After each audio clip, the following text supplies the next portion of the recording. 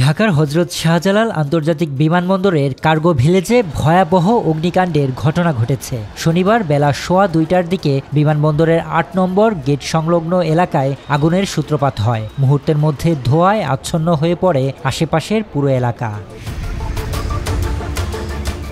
অগ্নিকাণ্ডের খবর পেয়ে বিমানবন্দরের ফায়ার ইউনিট, বিমান বাহিনী ও নৌবাহিনীর সদস্যরা দ্রুত ঘটনাস্থলে পৌঁছে আগুন নিয়ন্ত্রণে কাজ শুরু করে। তবে আগুন এখনও নিয়ন্ত্রণে আসেনি। ফায়ার সার্ভিস জানিয়েছে আগুন লাগার কারণ তাৎক্ষণিকভাবে জানা যায়নি। অগ্নিকাণ্ডের ফলে বিমানবন্দরের ফ্লাইট ওঠানামা সাময়িকভাবে বন্ধ রাখা হয়েছে। শাহজালাল বিমানবন্দর কর্তৃপক্ষ জানিয়েছে যাত্রী ও কর্মীদের নিরাপত্তা নিশ্চিত করতে এই সিদ্ধান্ত নেওয়া হয়েছে। এদিকে রিয়াদ থেকে ছেড়ে আসা বাংলাদেশ বিমানের একটি ফ্লাইট ৩৯৬ জন যাত্রী নিয়ে ঢাকায় নামতে না পেরে সিলেট ওসমানী আন্তর্জাতিক বিমানবন্দরে অবতরণ করেছে।